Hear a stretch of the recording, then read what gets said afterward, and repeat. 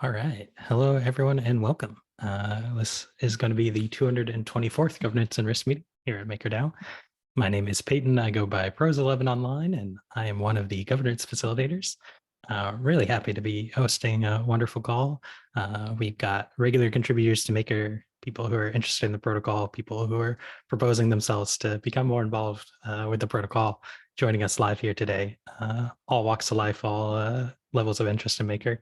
So a huge shout out to everyone who's here with us live and to those of you catching this up later on the recording. Before we get into things, did just want to go over a few rules that'll make today's experience much better for all of us here and those of you that are not here with us as well. Let's try to not talk over one another. I know that can be hard on Zoom, but I'm more than happy to call people out, put people on the speakers list, do whatever we can to keep everything happening orderly. One thing that does help with that is if you can turn your cameras on. It's always nice to see who's talking and where you're coming from. We also have some helpful tools given us by the Zoom developers, thanks Zoom, including chat and reactions. The raised hand reaction in particular is a super useful one. If you see that under reactions, that's a way to just let me know you have something to add to the conversation and you would love the mic when it's conversationally appropriate. But no worries if you can't join us on the mic. Feel free to drop questions and comments in the chat. This is an open call. We really encourage participation from everyone who's joining us here today. So don't be shy. Use the chat if you need to, and more than happy to have you come on the mic and join us. With that said, we do have a bit of an agenda to get through, so I'll be trying to keep us on track. We'll start as usual with a governance roundup, talking about what's going on for the official Maker votes, as well as the Maker improvement proposals. Today we have a pretty exciting initiative update. We have the authors and some of the team behind MIP 95 here with us today. So they're going to give you a brief background on what they're proposing, why they're here at Maker, and give us a chance to ask a few questions before we move into our big discussion topic today, which, no surprise if you've been lurking on the forums, is going to be the in-game constitution. Cool. So without further ado, I'll hop us straight into the vote side here. Was a pretty quiet week on polls. We only had the one poll concluding, and that was that request for in-game information portal that did ultimately get rejected. So nothing further will be happening there at the moment. On the executive front, a lot of things to update you on. You might have noticed last week's executive was passed and executed. So happy to see that there. You can read about some of the changes in more detail on the voting portal. This week, we are still expecting a Friday executive. We'll keep you posted if that changes. This has a whole bunch of stuff in it, including a teleport fix, a tech ops die transfer. We've got some offboarding payments for the governance communications core unit, some special purpose funding, and a StarkNet upgrades. So another pretty full spell to be looking for this week. Also, as just a content note, we will be planning to having back-to-back spells, so we will have another one next week, and then hopefully we'll be able to work in a little bit of a break for our protocol engineering team. So that's probably more than you wanted to know about the votes process here, Maker. I'm going to pass over the mic to our MIP editors to give you an update on what's happening in the land of MIPs. Is it Pablo who's talking today? Yep, it's me. Yep. Hello, take everyone. Away, Pablo. Pablo here with MIPs update. Can you guys hear me? Your mic is a little quiet. I don't know if you could lean in a little or turn it up. Sorry, I hope it's better now. No worries. Okay, cool. So yes, as Peyton just mentioned, we had our short ratification poll for a proposal that entered the weekly cycle. It was a request for funds to develop an in-game informational portal, which was ultimately rejected. Can we move to the next slide?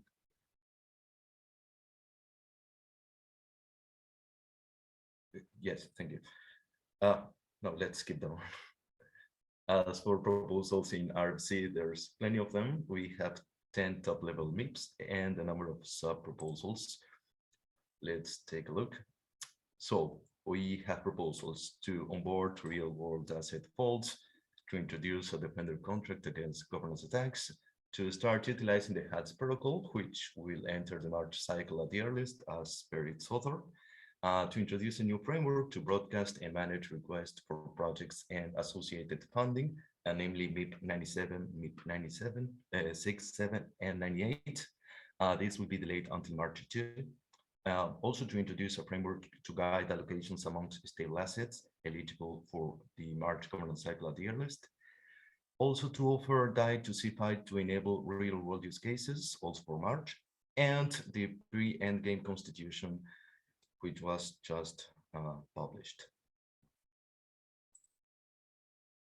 We have an amendment proposal that modifies MIP 41, that is the facilitator framework, to accelerate some of its processes and increase its flexibility, and an amendment to MIP 62, which is the collateral reporting process that allows change in the communication responsibilities. As for core unit related proposals, we have a budget request by TechOps and a facilitator onboarding proposal for Nico to lead collateral engineering services. And finally, we have proposals to restart the MKR burning, a proposal to amend the default settings for the recently approved MIP 92 that onboards PSM USDC to Yarn. This one will be eligible to enter the weekly cycle on Monday 13th.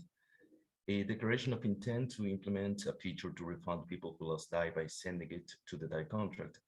This was previously known as MIP 94, but it's been decided it's a better fit for a declaration of intent than a self-standing MIP. Since content hasn't changed, the declaration of intent inherits the accumulated feedback period from MIP 94 and is therefore eligible to enter the February governance cycle. And we also have two fund requests for the StarNet core unit and the TechOps core units. And finally, this time for two important dates. The proposals eligible to enter the February governance cycle starting next Monday have entered their frozen period and can no longer be modified. The monthly cycle proposals to enter the March governance cycle must be posted by Monday, the 6th, or at the latest, and the February formal submission window opens on Monday, the 6th. That's all from me. Thank you very much. Thank you for your patience. Awesome. Appreciate the update there, Pablo. As always, a ton of stuff going on in MIPS land, so do check out the forum. Please leave comments on stuff in the request for comments proposal and keep an eye out for those submissions. Cool. So that will take us to our initiative update for today. Like I said, I'm really happy to be joined by some of the folks from the MIP 95 proposal. I don't know if you have slides or anything. I can hand over screen sharing. But yeah, I don't know who wants to start with the mic. We don't have slides. I found them distracting, and I think I can just talk for about 2.5 minutes, and then I'll hand it over to the leadership at Cogent, and then we'd love to answer any questions. All right, so thanks, Peyton and Pablo, and hi, everybody. My name is Max Glass. I'm here with the president of Cogent Bank and Cogent's chief credit officer. Cogent Bank has proposed MIP 95, which seeks to replicate Maker's deal with Huntington Valley Bank in every respect, including that we will pay Maker's transaction legal expense. For those who do not know me, I am one of the authors of the Huntington Valley Bank MIP 6 that created a Delaware statutory trust for the benefit of MakerDAO and granted Huntington Valley Bank a debt ceiling of $100 million that funded this trust. That money has been invested in a money market fund where it is generating interest until Huntington Valley Bank presents a loan for participation. According to the participation agreement, each loan offered for participation must be originated by the bank at an interest rate of at least 75 basis points over the 30-day SOFR if floating rate, or at least 30 basis points over the like-term treasury if fixed rate. It must have a risk rating of pass category. Then the bank participates 50% of each loan to the trust, retaining ownership of the other 50%, and the bank services that loan for the trust. In this way, Maker's trust owns a portfolio of bank-originated loans that mirror the bank's balance sheet. The reason why replicating and scaling this structure for real-world assets is a powerful strategy for MakerDAO is that it demonstrates how MakerDAO can be strategically valuable to community banks.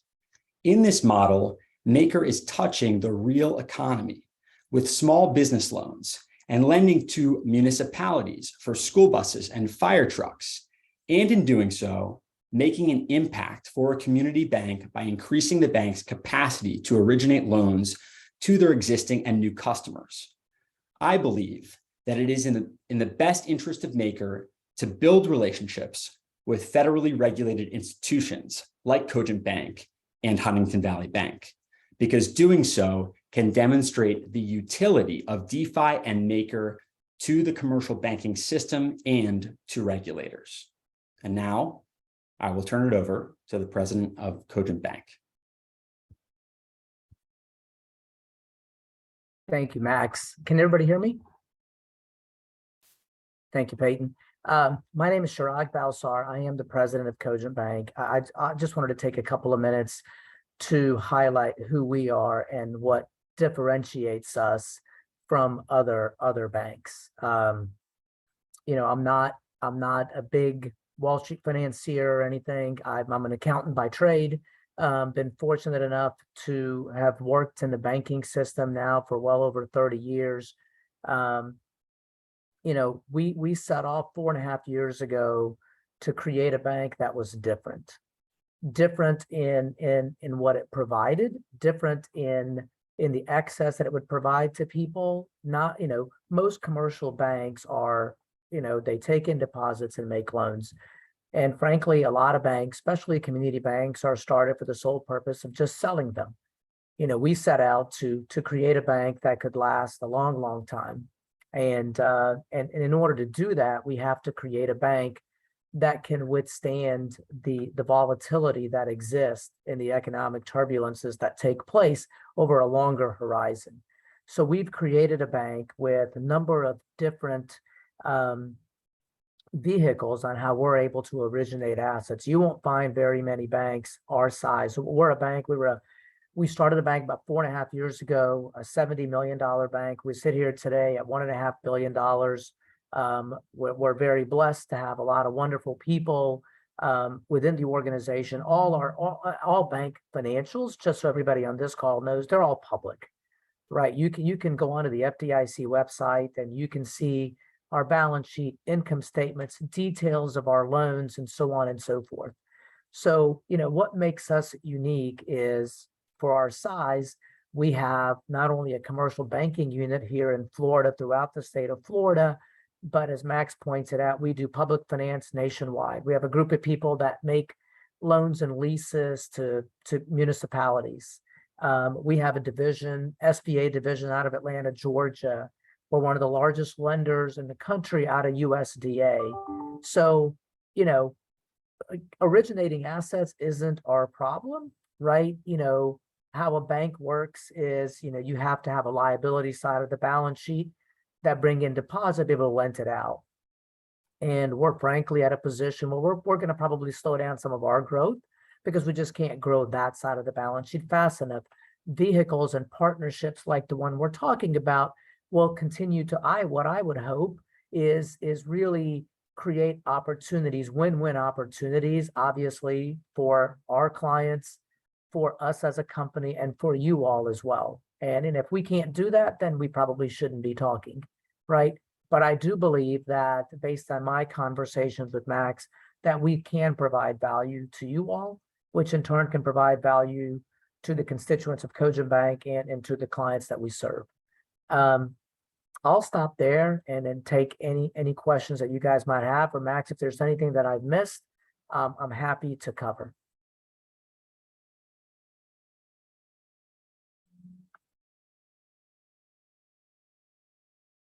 Awesome. Well, let's pause there then for questions. Feel free to raise your hand or drop something in chat. I know we will be having like a more full call about this MIP in particular. With that said, I would love to answer a couple brief questions in this call if there are any. Yeah, seeing one from a hand from Flip Flap Delegate, one of our recognized delegates. Take it away, Frank. Hey guys, Frank here, Flip Flap Delegate. Thanks for coming on the GNR call, MakerDAO community.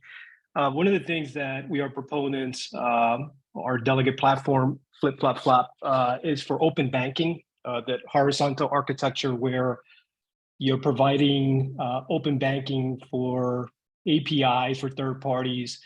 And this might be a little bit out of topic, but is there any innovation there when it comes to Cogent as far as horizontal architecture and the possibility of one day taking a stable coin like DAI, which is very valuable to the MakerDAO community, and using that as an architecture that can be used for Cogent clientele?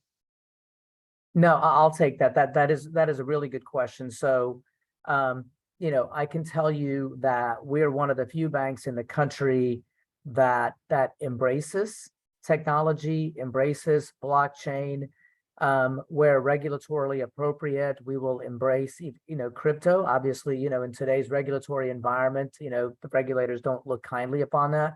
We have been, even before any of the stuff that took place over the last few months, we've been working very diligently with regulatory constituents to allow us to do some of the things you're talking about, right? So one of the things I'll mention is we're one of the few banks on a system called Tacit, which is a closed loop blockchain for banks. And I mean, I think we're one of maybe 5. We actually participated. There are press releases out there. We actually participated in a test environment, the first transfer of dollars from one bank to another on a blockchain. Do I believe we'll get there one day? Exactly what you're talking about. I do believe we'll get there. But to your point, the way to do it is frankly to embrace the regulators, because they're going to be key into allowing us to do that together. And the way I see this process is initially we have to begin this in closed loop systems. And then eventually, as people get more comfortable, it's no different than moving things around today. Think about it this way. Payments are essentially moved around today in 3 forms in the normal fiat banking channel: checks, ACH, and wires. Blockchain represents the first solution that frankly is truly decentralized and not centralized. For the regulators, and I'll give them credit where credit's due, they didn't tell banks you couldn't do this. So, so we have regulatorily compliant, have tacit, and an opportunity where we're able to move money from digital wallet to digital wallet, albeit in a closed loop system. But the hope, right? The hope is, as time goes by and as regulators get comfortable and as more people use it, the regulators and everybody will feel more comfortable with creating a system that allows money to be moved on a blockchain. When you have that, then to your point, you can have currencies such as DAI and others that could participate in that process. But it is an infrastructure that, that has to be built one step at a time. And we are one of the few institutions that want to participate, that have invested dollars and resources. I can tell you, we went out there to try to bank this ecosystem, but we were late to the game, right? Silvergate and Signatures of the world have 95+% clients in that space, and that's okay. We're very patient. We'll take our time. And, now we have some opportunities. We're talking to exchanges. We're talking to some hedge funds in the space, and the hope that we can create an arena where all those people are looked at no different than any other business. And over time is to embrace the technology that you all have developed and be able to use it in a regular environment, where everybody can utilize blockchain. Yeah, I appreciate those thoughts, and good to see you guys participating in this wonderful innovation. Circling back real quick, because I don't want to take up too much time, to the proposal itself. I noticed that the spending limit that your bank is currently, I'm not sure if it's the highest it's ever done to one single borrower, but it was 28 million spending limit. So would you happen to say that such spending limits of 8 digits are usually for commercial loans? Is it construction loans? Kind of give me a breakdown of where the bigger loans or where the money is being put to work when it comes to the larger loans for as far as spending limit is concerned for one borrower, one single borrower. Yeah, so I'll start with, yeah, there are regulatory limitation. I think you are well informed that limit us as to how much we can lend to any one party. Now, with that being said, we can lead loans that are higher than that, and we can participate in loans that are higher than, but we as Cogent Bank are limited to only put, roughly $28 million on our balance sheet. The kind of clients that would fit that profile, to your point, most of those are going to be real estate backed.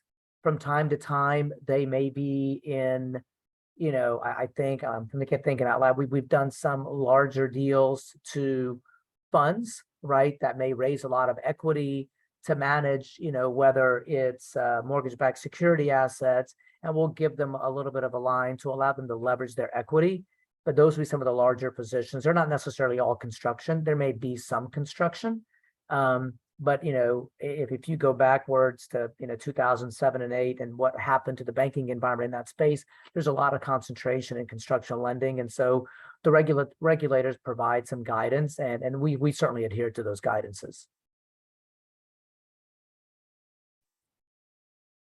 So thanks for the question and the follow-up there, Frank. I do see a hand from another one on our risk team, Monet Supply. If you want to take it away, go for it. Hey all, can everyone hear me all right? Perfectly. Okay, perfect. So yeah, I guess from what I'm hearing, Cogent has grown very quickly over the past couple years. I guess first off, I'd say congratulations. But the question is that I have is like, how do you sort of think about managing like just overall enterprise risk as an organization that is scaling up so quickly? And like, what are, I don't know, like sort of unique concerns that you have as you grow the business? Yeah, no, great question. So we have invested in risk management from inception. We're one of the few banks when we were, $100 million. We have an experienced chief risk officer who's been in that capacity in a multi-billion-dollar bank. So, our board takes pride in creating high-level parameters that we as a management team have to live by. So even with that growth, as you can see, a lot of times, a lot of companies can grow, but they can't make money while growing. And we've been very, very careful to execute a strategy that not only allows us to grow, but to allows us to grow profitably. So, obviously, I don't know what I don't know and what may be around the corner. We try to do as good a job as anybody out there and sort of creating those parameters that we live by. And so, that's what I can tell you, that we invest in risk and we'll continue to invest in risk. Thank you. Yeah. Yes, sir. And I do see some questions around on the chat around secondaries. We don't do a ton of secondaries. The perfect example that I can provide you of secondaries is, for example, we were in the SBA business. So if you understand how the SBA business works, you essentially make a loan to a small business. If it meets certain criteria and it underwrites, then we, just like in this example that we're talking about in this partnership with Maker, similarly, you can think about Cogent participating with the government in a similar fashion on SBA and USDA loans, right? So when we originate those loans, the SBA or the USDA will guarantee a certain piece, a certain percentage, anywhere from 70 to 80, in some cases 90. And so what we end up doing, just like this, is we will originate the loan, we will take the guaranteed portion and go and sell it out in the secondary market, and we'll continue to service the asset. Does that help for the folks asking questions around the secondary? No, David mentioned you might be in the gym, but I certainly found it helpful. I'll give it a second for any last minute follow-ups, but I think we've done a really good job at kind of digging into what this proposal is about and why you guys are coming to Maker. So really quick, want to take a moment to highlight next Wednesday, we are going to be having a more in-depth call. Like I said, it's going to be entirely focused on this MIP. So we can ask these more in-depth questions and hear a little bit more from the team. So keep in mind, again, that's going to be next Wednesday. We're looking at 17:15 UTC. Is it Wednesday or Thursday, Max? I apologize. Unless I messed up my days because I saw the 8th and I thought that was a Wednesday. So that could be entirely on me. No. 8th is a Wednesday. Okay. Well, we'll take a No, look 8th at is a on the. Wednesday. I'm sorry about that, Peyton. No worries. We'll get it confirmed on our calendar and up on our forum anyway. So look for a post there. Yeah, let's keep building on these questions. We pulled on a lot of good threads. If you think of more questions, more things you want to ask, whether or not you'll be able to make it to Know Your MIP session, you can drop those questions on the thread and we'll work it in. So Thanks a huge lot. thanks. Peyton. Yeah, huge Thanks thanks to the everyone. team. Thank you guys for the opportunity. Thank you. Awesome. Well, we really appreciate you coming on, and thank you to delegates and everyone else who's asking questions in chat. Always get a lot more out from our guests when we know what you guys are curious about. So thank you. That will take us into our discussion segment. Yeah, I think. Should we drop off, Max? Yeah, cool. Okay, thank you. We'll see you guys later. All right, bye-bye. Bye. I do want to maybe take a moment just to call out and do like a 30-second stretch break. Yeah. So the discussion segment is going to be a lot more fun if you guys are willing to engage, ask questions, that sort of thing. Otherwise, it's just going to be a whole bunch of me talking, and you get that quite frequently here at Maker. So yeah, let's take 30 seconds. I like to work out the arms, do a big inhale, and then exhale. So if you're okay with hearing me breathe into the mic, I'll guide us in one big inhale and exhale, and we'll move on to discussion segment. All right, let's take a really big inhale. So usually I like to count to 5 slowly. So 1, 2, 3, 4, 5. And let's give a long exhale again. 1, 2, 3, 4, 5.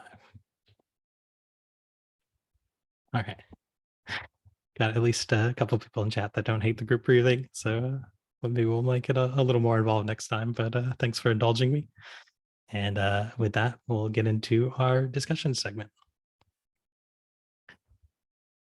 All right. So first off, a little like scheduling callback. Reminder, we still do have game theory mechanics to get to with Endgame. We haven't forgotten about that. That's just going to evolve and be quite a process, right? Depending on some of the decisions within the Constitution. So we do plan to come back with some more talks about how game theory works within the plan. But given that Rune just recently dropped the pre-game Constitution, figured it's a good excuse as any to dig into a little bit of what Constitution is, like what the plan is for Maker, and how we can make that effective for the organizational transition. So first, I think like context is really important. Like a lot when we talk to people about Endgame, right? Frequent kind of feedback is people don't know what the timeline looks like, and I think that's fair, right? We're dealing not only with a pretty large organizational lift, right? Something that is going to take time to get people in new structures and what have you. But we're also dealing with a lot of smart contract development as well. And software is kind of notoriously hard to pin down on due dates and when it's ready to go public. However, I do think it's helpful to start thinking in more phases, right? Like we may not know exactly when each phase is going to begin and end on a calendar scale, but we can look for kind of mile markers and things that'll help us delineate that just in a more social scale. So obviously last year with Clean Money, Sagittarius Engine, all that sort of stuff, Rune really started indicating to the community that he was was designing some big changes for Maker that he wanted to introduce. And we got the first bit of those with the pregame Constitution MIP set that passed last year. So I think that was kind of people's first introduction to like the legislation of Endgame and what it might look like. And its defining feature of being very long and cumbersome. So if we think of that as kind of like the start of this, okay, well, the DAO, has just voted on moving towards this Endgame plan. All right. The next step and this evolution is going to be establishing a pregame constitution. And that is going to be a founding document that's designed to kind of take us up until the Endgame constitution. So just wanted to kind of put it in perspective. Like, we've been hearing a lot about Endgame. We've been working on a lot on Endgame, but we're not super far down the timeline here. As you see, we're still just getting into this transitionary phase. With that said, the constitutions really actually give us something tangible to work on and contribute to, which is pretty exciting organizationally. So even if timeline-wise we're behind, I think we'll start to see tempo and momentum-wise we'll be picking up here quite a bit. So might be good to ask ourselves, like, what is a constitution anyway? Like, and why do we have two of them, right? Like, we're planning essentially two large documents to govern Maker and their timeline for them. At its most base level, right? The Constitution is just your defining laws. We often use the MIPs in the current structure. I tend to compare MIPs to bylaws because they do tend to be very granular, like about a specific instance. They set up procedures, that sort of thing. Whereas a constitution is really thought of as like the kind of top level for governmental design, right? Where it's not necessarily dealing with the minutia, but it's kind of setting out the bodies that'll deal with the minutia themselves. Got a question you're asking when enumeration of rights, which is a really awesome question, because that's one of the peculiar things about a constitution, right? Particularly because of the Bill of Rights, I would think it's a big contributing factor. But we tend to kind of assume that all constitutions are going to have something in there about rights, about what areas it doesn't tread on. But technically, from a document standpoint, right, that's something a constitution can include, but doesn't absolutely have to. However, I do think we've all been with Rune enough to see that like this defining of like what is and isn't allowed is going to be leaned into quite heavily. Solid smart contract joke there, Miguel. Other elements we're looking at, like it needs to be ratified by the people that it's meant to govern, right? So this is just a basic idea that like, okay, we're proposing really changing the rules for MKR holders. So ultimately it's going to be MKR holders that have to push this thing through. Rune has obviously really emphasized the resilient design element of Endgame Constitution, but that is just a general element of constitutions in general, right? Like there's a very big difference from a law to a constitution. Like a constitution's meant to kind of encompass the lifespan of a particular organization or arrangement. And then lastly, like it's built of clear language that is meant to be scrutinized. I think if we're reflecting like on areas we could have done better in the current setup, I think a lot about of our MIP structure and how a lot of times we were designing to kind of enable things that we found necessary, right? Like, okay, here's an issue, here's something that needs to get done. Let's write the procedure for getting it done. And as a result, when a lot of the MIPs go under close scrutiny, we'll find like direct contradictions, right? We'll say, well, up here it says you're supposed to do this, but down here it's defined as this. And I think that's because they were quite explicitly designed to aid the organization in its growth, rather than to be scrutinized at like a constitutional level. So that's something that's going to need to be considered and reflected on when we make the language changes in our constitutional drafts.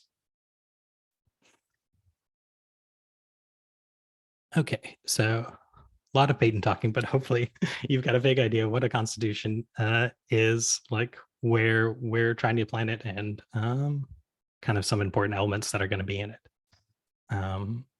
The next kind of confusing part for context is just establishing like, okay, the first draft or the first version we have to work with is this pregame constitution, which is a constitution that's being designed to not last very long, right? Like we are essentially designing something that's meant to propel the organization up until the point where all of the constitutional designs of Endgame are ready to be enforced and turned on.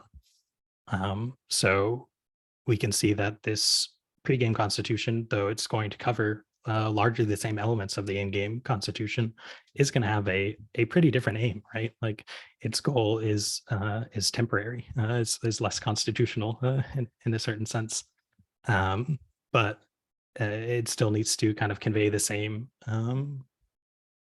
confidence and consensus behind it, so that we know that MKR holders, the workforce, everyone is kind of agreeing on this stuff. Yeah, so we have Code Knight in the comments mentioning the Articles of Confederation, which is a potentially a fun history factoid that less are familiar with the US, right? Is that the US Constitution was actually take two for several years. We were in the US we're governed by these Articles of Confederation, which was the first attempt at establishing what it would look like as a new nation, and arguably failed pretty miserably. They made a lot of mistakes that led to the creation of the actual Constitution. And I think Rune has been quite clear in his framing that like the pregame Constitution is designed to be kind of torn apart and rebuilt, because we are going to make mistakes. We are going to have to try to implement some of this stuff and see what's actually reachable before the in-game launch. So yeah, so when you hear Constitution, first kind of check that should go in your head is, are we talking about like the actual in-game Constitution or the pre-game Constitution? Because we'll have different aims and basically a really different document depending on which one we are. So it was obviously the pregame Constitution that was just dropped, and Rune has mentioned on DVCs that he is hoping to submit that for the March cycle, which would mean that we have about 4 weeks this year to get some commentary and get some edits in place, which is really what this call is about, just to kind of introduce you to the pregame Constitution, to say, hey, this is happening. We're going to need some feedback and hopefully spur some discussion and action there. If you haven't read it, I did just provide a really quick summary in terms of what the meat of it does here. It does mention the values, purpose, and the values, vision, and purpose for MakerDAO. It defines some important products, in particular the easy voting front end is really detailed in Rune's version, but it also mentions a lot of other necessary in-game products. For people who were going off the V-free version, you'll notice new roles like constitutional conservers. That results in new things like CVCs and constitutional delegates. We also have some new entities, right? We have professional actors and we have sub-DAO communities, which are a bit different than the clusters and ecosystem actors that are introduced before. The scope framework is all stuff you should be expecting. And then constitutional boundaries is another thing Rune had kind of applied. So this is kind of the basis of what the Constitution is doing at the moment, and all the areas that it covers. And it is quite long. Like I think I clocked it at like 7,000 words. I think realistically, like we'll be editing out a lot of the motivation stuff, right? Like when you think of a Constitution, Long for Wisdom had some good comments on there about them being more rooted in design rather than motivation. So that's one way we can start contributing to this. But really kind of what the most important thing is going to be is like, how is the Constitution being received by our community? Where are our questions? Where are weak points? And what are some potential points of conflict, right? Like when we think about this from a governance standpoint, there's going to potentially be some things we disagree about. What are those likely to be, and how can we start finding compromise on them? Yeah, all that to say, that's a bunch of talking to hopefully just get us into this conversation of how are we feeling about the pregame constitution. Obviously, the room is going to have different levels of familiarity with it. But yeah, if anyone feels comfortable just speaking personally of how they're feeling right now, just in regards to the Constitution, I think that would be a great way to kick off conversation. Yeah, go for it, Raphael, from one of our recognized delegates from Flipside. Hi, yeah, Raphael for Flipside Crypto here. So I'm pretty happy that the Constitution dropped, because I think it gives us two things. First, the ability to give concrete input, which I think is super good in written form, like documented. And then there's also like a document that I can take and like guide my own thinking about Endgame. And both of that is super welcome, because we've seen the Endgame go through, I think, 3 major iterations and then a couple of small ones. And I think we're coming to the point now where we're kind of, where the rubber is actually hitting the road. And I'm really relieved about that in some way. And also like really excited to get going in that process. So for me, this is a super net positive.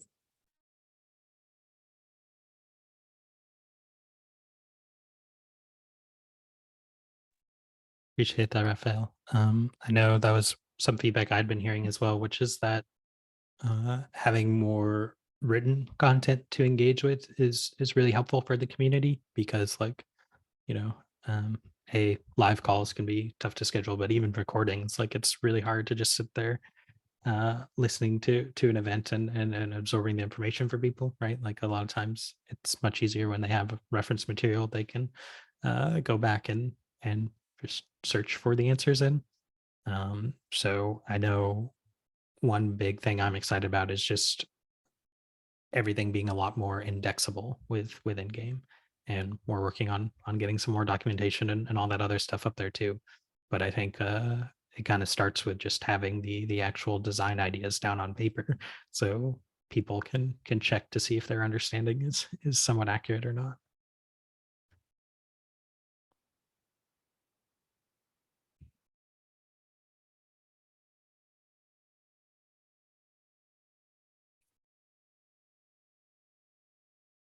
Cool. So I'm looking at the chat here, and Code 9, I'm going to read your comment out, which is first question would be to find a full list of MIPS and overrides or obsoletes. And I do think that's a good point. The Constitution itself isn't going to be doing that. My understanding is Rune plans to propose a separate amendment to address that specifically. Obviously, the general arc is for the MIPS to go away, right? Like in theory, it will be the Constitution, and then the scope frameworks will be what our official governing written documents are. But yes, it will, because like obviously some MIPS in the transition period are going to be really helpful, particularly MIPS related to like funding or say like reward assets deals, right, that are still in the works. Like it's really helpful to still have some way to legislate those. But my understanding is the intent is by Constitution launch, essentially all the MIPS will be gone.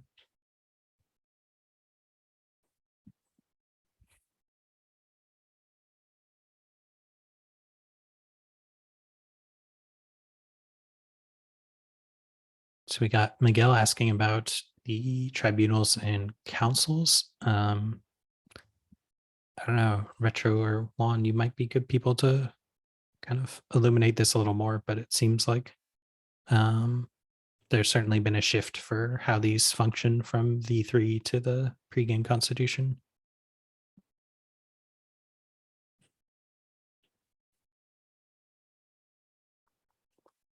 But like, I guess the most technical answer, Miguel, would be that like the sub-DAOs don't exist until the actual endgame constitution. So even if we are talking about them in the pregame constitution, right, it's more of in a design way.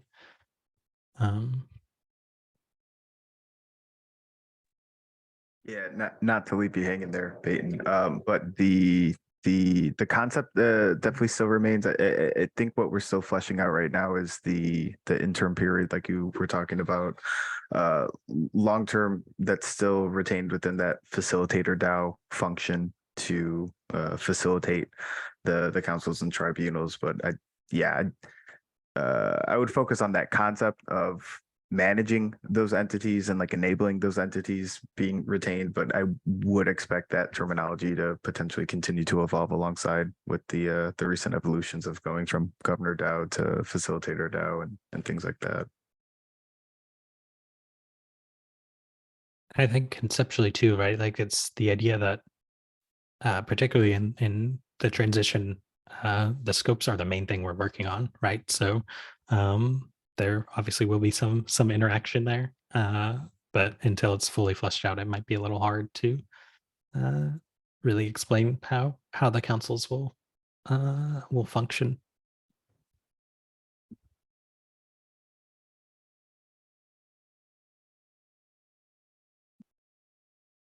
All right, so I've seen another question from one of our recognized delegates, Kianga, who's asking, when will scopes be published and open for comment?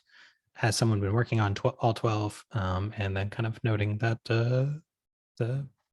they seem to have evolved a bit since the last draft. Some of these I can answer.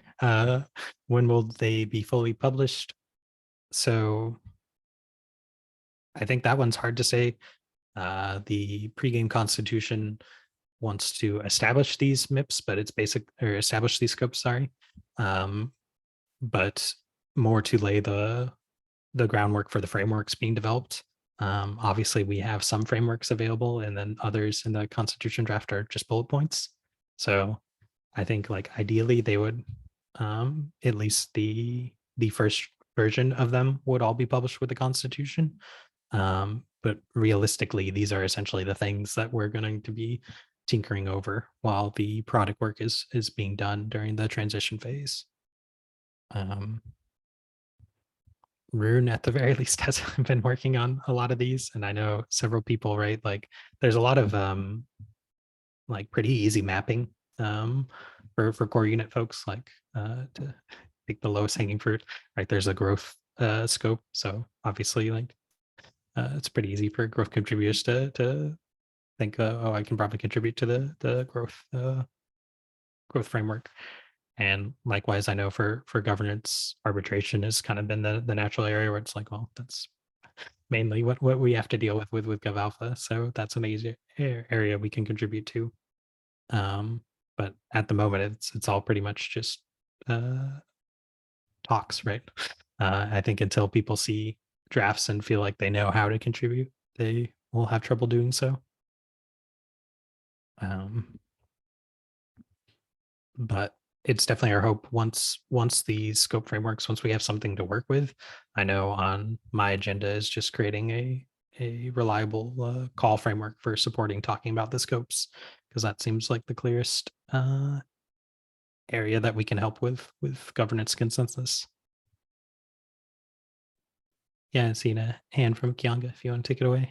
Hi, Peyton. Thank you. Yeah, I thought I'd just give a little color to what I was putting in the chat. Kianga Daverington, working with Acre Invest, recognized delegate. Yeah, I'm just feeling that these scopes are really, speaking of rubber meeting the road, Raphael, I agree with your comments there, but that the scopes are really the heart of what's going to happen. And so at some level, I can look at the pregame MIP and conceptually, you know, it's really interesting. But but I feel that my ability to really evaluate it is quite constrained without something tangible regarding those 12 scopes, and particularly like the transparency behind what's being planned already in them. Like, you know, those scopes are going to be the engine of the DAO for the next 2 years, as far as I understand, and that there's some desire for a sense of stability, both financially, I think, right, for the workforce, and I think as well for everyone who's involved, and their sense of opportunity cost, and just, you know, where the space is moving, and to have, even though it'll be iterative, still have some kind of clear structure for the next, you know, until the summer 2024, when we think we might be trying to move into launching the end game. So just wondering the plan behind really getting that transparency of where the scopes are, and if we will at least see what's proposed there before the clock is out on commenting on this MIP set and then voting in February or March, whenever that's planned. I can say on our end, obviously, the more time the community has to review the things, the better. So we always encourage early revisions, right? And also, you don't have to submit your MIP for the next cycle.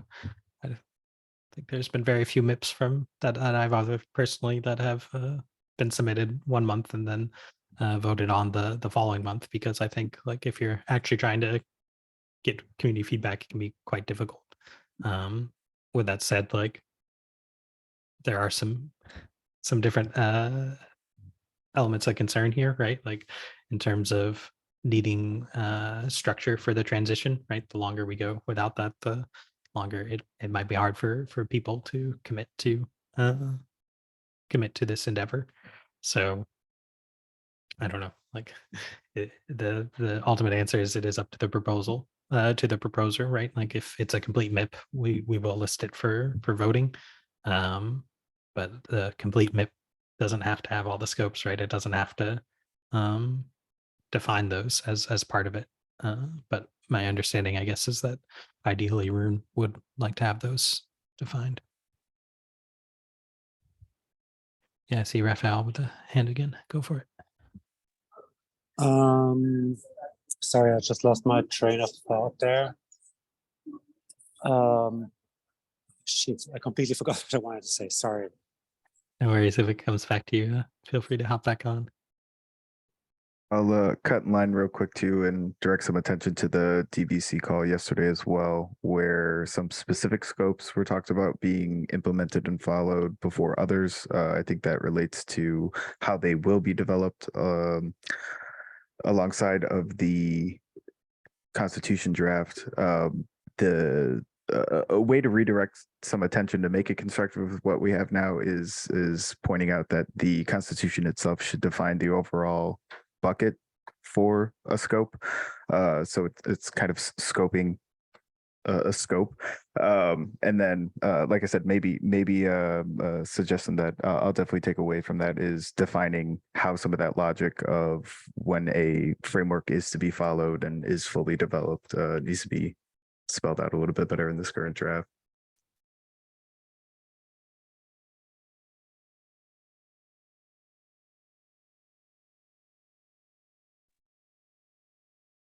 Yeah, appreciate Retro. Seeing some comment in chat saying, like, oh yeah, a lot's coming in the forum, right? Or a lot of feedback. Yes, please do drop it in the forum. I have like a ton of like really small scale feedback, like sentence structures, words missing, that kind of stuff. So should I still drop that in the forum, or should I publish like, I don't know, some kind of doc somewhere? Like, I feel like I'd be spamming the forum with a thread about like a third of the size, which mostly like totally uninteresting, but still kind of important feedback. So what I might advise, right, is if it really is just like sentence structure, missing words, that sort of thing, like that's a great thing. You can kind of like DM to Rune or drop in a Discord or what have you, right? Because it's not really going to go to the discourse of the thing, right? It's just trying to tidy it up. So I kind of agree with that impulse that like maybe that doesn't need to be on the forum. But particularly like the forum is going to be great for debating like, is this, is this a good idea? Like, is this parameter set the right way? That sort of thing. So that would kind of be my advice. Or if it's editorial, shoot it either to the MIP editors or to Rune, and we can kind of take care of that way. But let's try to optimize for like more discourse, right? On the Constitution itself for the forum. Appreciate it, Raphael.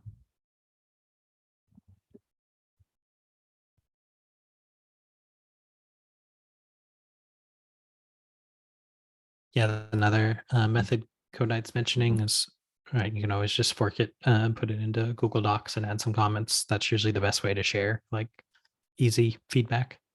But like I said, I'd prefer that would be like more for formatting and things that don't actually affect the character of the proposal. Because if you do have thoughts on, some of the actual governance decisions, that's really great for actually preserving in the forum.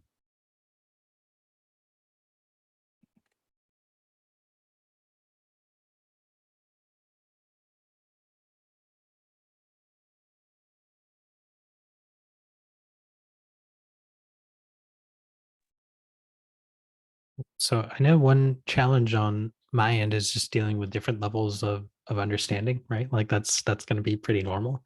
Like I would love to talk about some of these, like the constitutional conservers and some of the elements that are within this plan, because I think that part's particularly interesting design wise, and I think is maybe hinting at that maybe we're lacking some element in the overall design, right?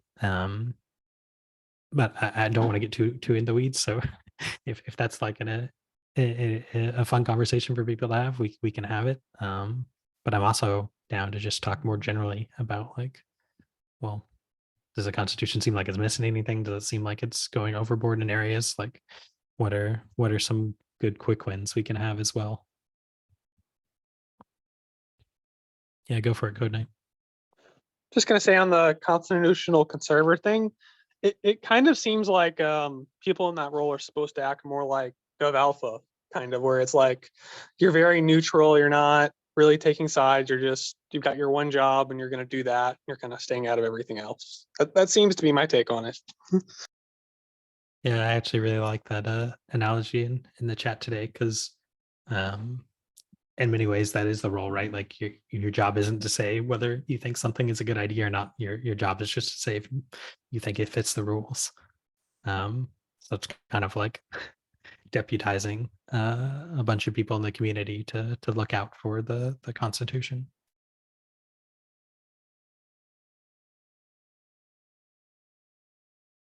Because I think like you definitely need some like incentive and punishment mechanism, right?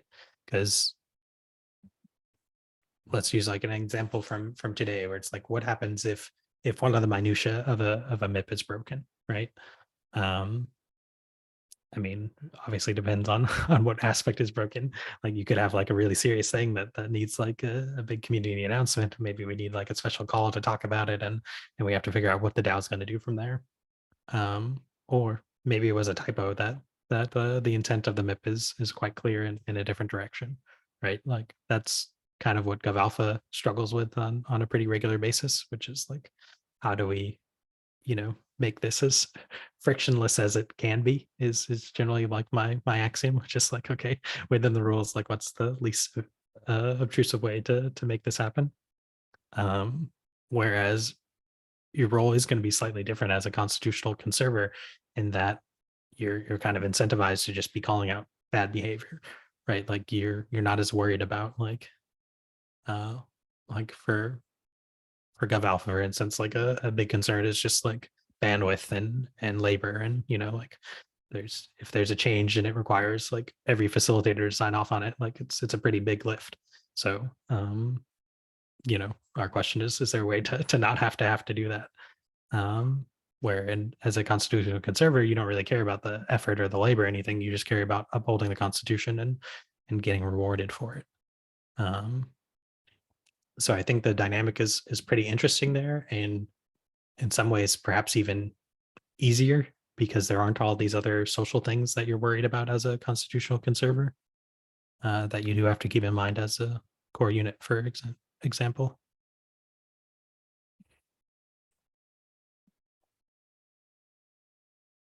Yeah, okay, Kianga, this is one of the questions I was kind of wanting to maybe talk about as well. So hopefully others will find it interesting.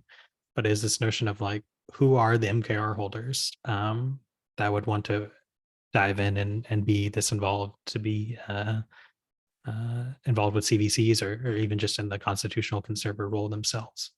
Because in many ways, it's not like a super exciting role, right? Like your job isn't to talk about things that you think are good ideas or to talk innovation even, right? Because to a large degree, innovation is kind of against the rules in several areas. So you're looking for people that are just like kind of do-gooder MKR holders, I guess, right? Like people that hold MKR, that like the protocol and want to see the Constitution followed. It's like a pretty unique set of people. Yeah, Peyton, do I understand, and others on the call, I'm reading the draft as suggesting it's MKR holders who are setting these policies or strategies, I think is actually the term. That's very hands-on, the MKR holders. That's how I understood the CVC's constitutional voter committees. And so today's delegates are executing the strategies that the MKR holders are coming up with. So in that sense, I thought the MKR holders had still a kind of creative role or agency. But then to my point, is it expected that just the financial rewards that are designed is what's going to shift the inertia and some of the reasons structurally, and all of the reasons we don't have active management or engagement by MKR holders? How do people think this plan overcomes that? And do people feel that we've solved that problem? Yeah, I'm might take a quick clarification on before calling you Code. So I think like the idea is that the MKR holders are like that strategic element, right, is very much DVC. It is very much like, okay, you're coming together to try to enact a strategy to try and encourage delegates to vote for your plan, yada yada yada. The constitutional conservator side is a separate role, right? Like there can be overlap, and it'll be interesting to see how we kind of parse this in pregame if that's what the voters want. But it is a very different role where it's like, one, you're trying to say, here's the strategy I think MakerDAO should do, right? That's the DVC, decentralized voter committee. The constitutional conservator says, hey, here's what people are allowed to do, right? So you're not trying to push an agenda as a constitutional conservator. You're just trying to call out behavior that's against the Constitution, so you can get rewarded for bringing it to the service. Yeah. Sorry, I saw the hand there, Code Knight. Didn't mean to steal your thunder if you were going to address that. Oh, that's fine. I was just gonna say, I think the incentives for maker holders, from what I've gathered in the meetings, is one, they are getting like heavy incentives supposedly for delegating out and participating in governance. So it's kind of assumed everyone's going to be doing that who holds maker. And two, so delegates, at least at one point, need support from at least 2 maker voter committees, which basically means that like delegates themselves are incentivized to push maker holders to be involved, because you're not getting paid unless there are at least 2 of them and both of them are supporting you. So that's the other end of it, is like theory. If there are only 2 maker committees, then they both have like all the power, no matter how small the second one is, because the delegates can't get paid unless both of them support you. Yeah, so that's some really cool game theory. Something we hope to highlight in some of these future calls, just on how that works, right? Because currently we have a fairly ambiguous, like undefined role of a delegate, right? Like the requirements to become a recognized delegate are very slim, and then it's kind of up to the delegate to decide, hey, I think a delegate should be this, and do it. Endgame really takes that way and says, okay, delegates, like, you're just going to be voters, and your only job is to keep voting the way at least 2 DVCs or CVCs, depending on the context, support.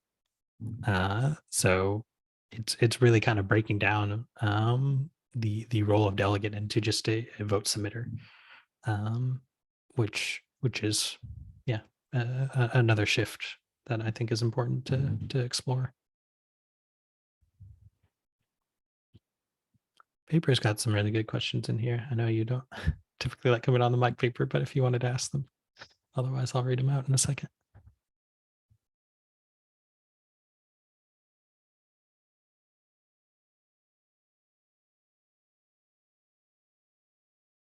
Cool.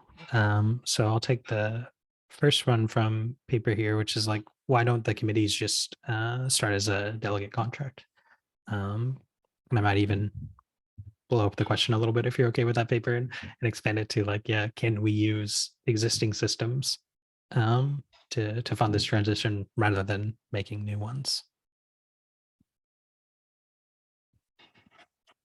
Like, does anyone see the advantage, I guess, to kind of separating out these committees and redefining their pay and all that? Like, if anyone wants to give the bullish argument for it, that might be good to hear.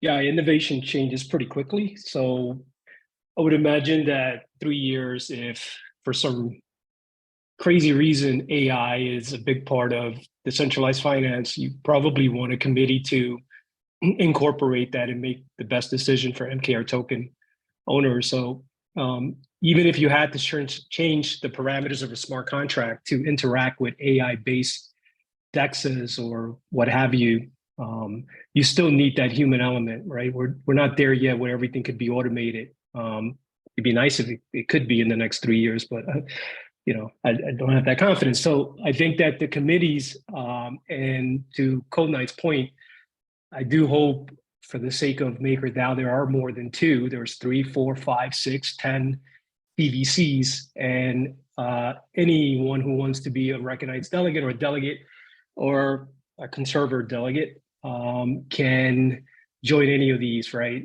Based on what these CVCs are representing, right? Whether it's, we're shooting for AI innovation, or no, we're shooting for more RWAs, or the third one is shooting for something new that no one's seen yet, perhaps refi, which could be the next frontier. So I think that's why you can't put this into a smart contract. You still need to congregate MKR owners who are leading these CVCs and allow them to choose what is the best path in their opinion. And then the delegates who represent that CVC represent their voice by being pass-throughs or flow-throughs of that CVC that you belong to as a delegate platform. I guess I just don't see how that's different from what we have right now. Like we have 2 large maker holders backing us right now, right? And they express their beliefs by putting their maker on, well, let's rename our delegate contract a committee. And then our job is to represent their wishes as we best understand them and help their vision be implemented. That's what we do now. So like, this just seems like it adds a lot of bureaucracy while potentially opening up new avenues for abuse in gaming. So I guess I'm concerned that, part of the spirit of Endgame is more robust checks and balances. And I feel like, as described so far, we certainly don't strengthen any checks and balances, probably weaken some, and at the same time add a whole lot of extra bureaucratic layers. So I think it's guess the opposite. I that's think my it's the struggle. opposite. It's the opposite because now you're empowering other MKR token owners to participate and take away the power of the number one whale in the ecosystem of MakerDAO, right? So if the other, how is that different from today? Like people aren't imagining, like there's not a whole stack of new Maker that's dropping on somebody that can suddenly overpower. because there's no large incentives. token There's no holders today. incentives. There's no incentives. There's absolutely no Well, incentives. but the incentives that are discussed are not enough to do that, practically speaking, because Maker's very concentrated now. In the top 3 holders of 25% of the Maker. So like it's not like 60,000 or whatever the number is, doesn't, you know, unless that's all going to one person who already has a lot of Maker, like the incentives are not going to change the balance of power for like a decade or half a decade or something.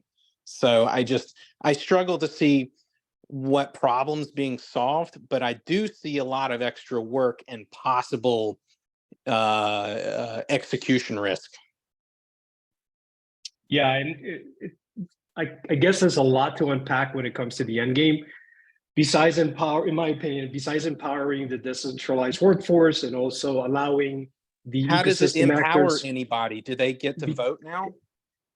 I'm talking about Without the Maker? ecosystem actors. The ecosystem actors. I'm not talking about Well, the MKR ecosystem owners. actors are now going to be, they're just vendors basically, right? I mean, that's how I grok it, is that they don't get money from Maker anymore, and that they have to come and they can like basically work on a contract basis. Sub So, DAOs. I mean, sub DAOs are also ecosystem actors. So let's just take well, the whole ball of wax. Yeah, Not I mean, just sub Can I DAOs jump are in? also Can a I year and a jump half in? away. Yeah, sure.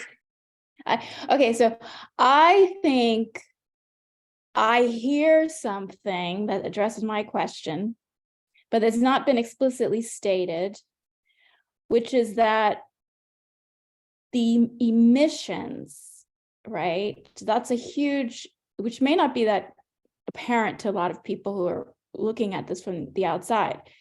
The plan hinges on increasing the supply of MKR tokens.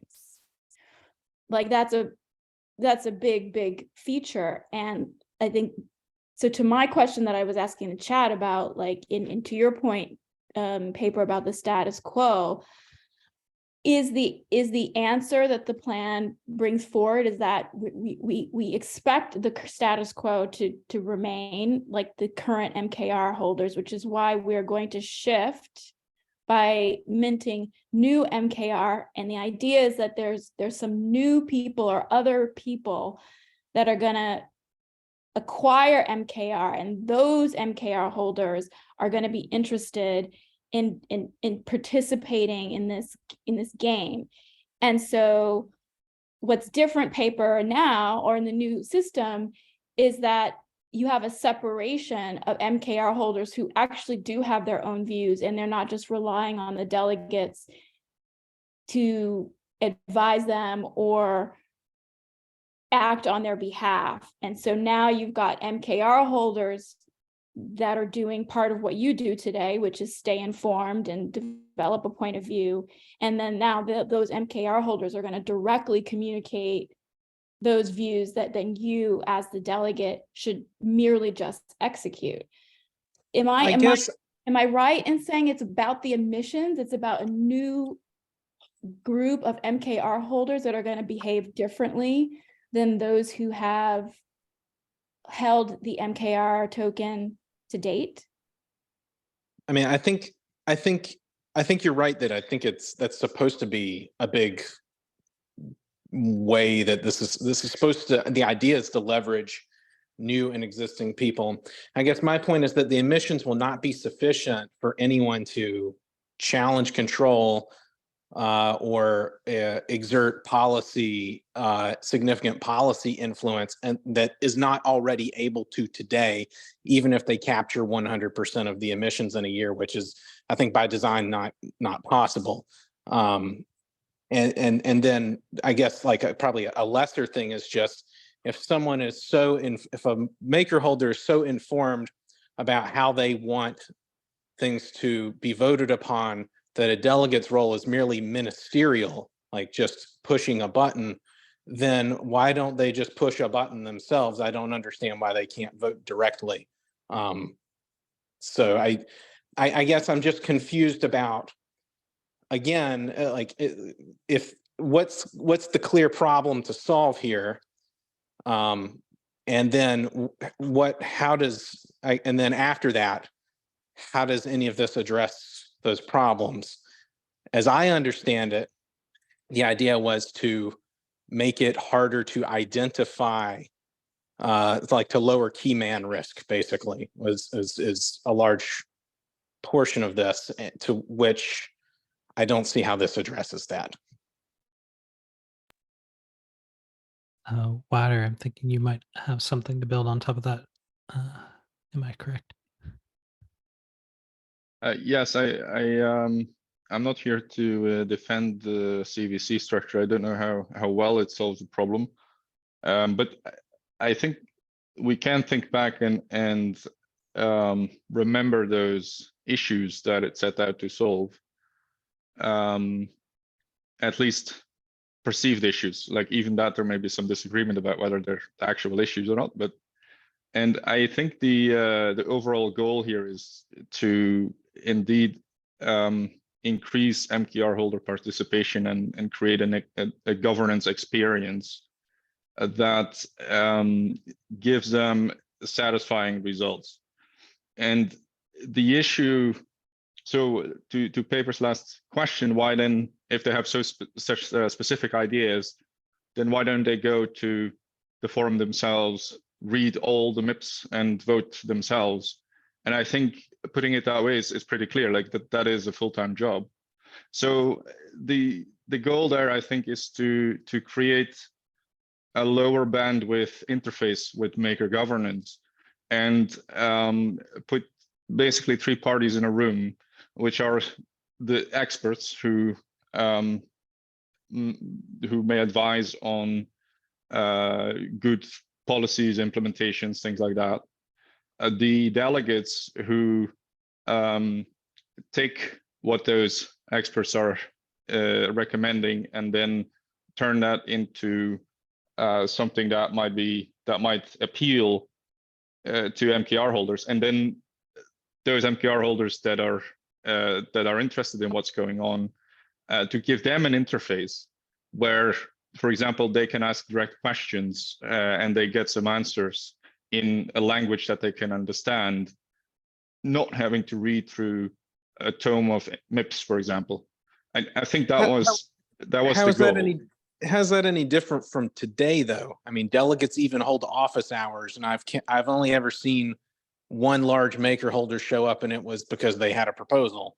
Yeah. So I mean, none of this solves the key problem of finding maker holders saying, "Hey, why don't you get involved?" And they say, "Well, we would like to see a constitutional or a conservator committee or whatever." And okay, and that's great. Then let's make it happen. But I mean, I have talked to all of the top 10 maker holders in recent months. I do not know any that have asked for, let's give us a committee where we have to show up once a month and tell people what to do. Yeah, I think that's valid criticism. And again, I'm not here to defend the specific implementation, but I do think it begs the question: if this is not it, then are there, like, do we have alternatives to offer that kind of MKR holder and voter experience? And I think that's I think that's a fair retort, because I don't have a better alternative. I think I would just say that this is going to take up a lot of, I mean, Maker's basically going to turn inward for the next 18 months, and anything ambitious that happens is going to be because it was already in motion or because somebody just, it's their baby and they want to see it happen. So I think this sucks up a lot of air out of the room that could be used towards focusing on product, right? You know, we're supposed to be here to create a currency that's supposed to be unbiased and freely transmissible by anybody in the world and transact in it. And instead, we're going to spend a lot of time with about 50 people, going back and forth about the details of adding extra bureaucratic layers and potentially signaling to business partners and governments that we are hardening ourselves to survive rugging them or otherwise, acting in what they may view as bad faith. So I recognize it's a problem, but I feel like, just because I don't have a great alternative to fix it. This is not a new problem. It's always been a problem, but maybe we could at least focus on the work at hand rather than a bunch of inner dealings, or at the very least, do it at a pace where it's not going to be the only focus when we could be working on things like, identifying where teleports should go next, or getting vaults on L2s, or get 50 community banks, that want to each borrow $50 million, or charitable initiatives, or anything, honestly. Yeah, I do think what it tries to do is to also think about the user experience of governance. And for example, of course, the fact that you say, well, I know all the big MKR holders, they're not asking for this. Of course, that is survivor bias. Like maybe they don't, because they're the few MKR holders who sat it out and are still here. You should be talking to the many that have been scared away because the state of maker governance, right? I think that's the do we weakness know of who the any of them argument. are? I guess I'm just asking for one person to be produced who says, I will show up to one of these committees. I will form one, and I will show up, and hopefully they have a buddy so that you can hit the 2 maker holder quorum. Who are these people? I would like to meet one, not because I don't believe they exist, but because I believe there's not many, and that to the extent that they do exist, they're teeny tiny maker holdings that won't move the needle on any of these practical governance issues.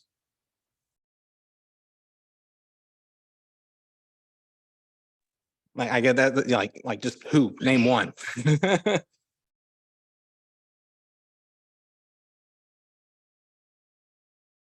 Yeah, I know. I guess I could say, like, when I think of like some of my contributors from GovAlpha, right? Like that's kind of the person I would love to have in that role, right? Like, not to say I don't know if that's a role they envision themselves in, but like literally people who spent the last couple of years just getting paid to like maintain some of the plumbing of Maker, like that's a great person, at least in my eyes. If I were put in charge of hiring for the role, I'd probably look like something like that, because if you've been doing a bunch of like less thankful, I'll call it, work for Maker, you'll probably fit in pretty well to a role like this, which yeah, I think is likely not to get a lot of love from the community necessarily, because essentially your entire job is to be looking for behavior to call out, not a super nice social position to hold.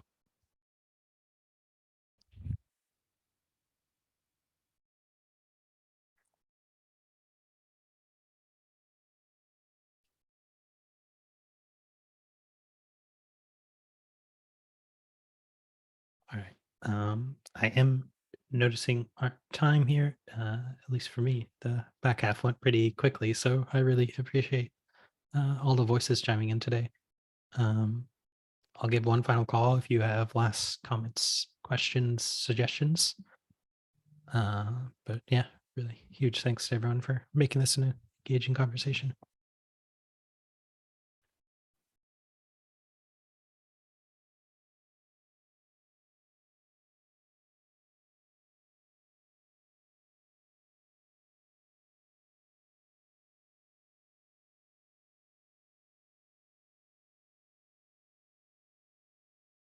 All right. Well, a few of you are still going in chat, so I'll encourage us to maybe be with us either the Discord or the forum. It was really a pleasure today, as always, folks.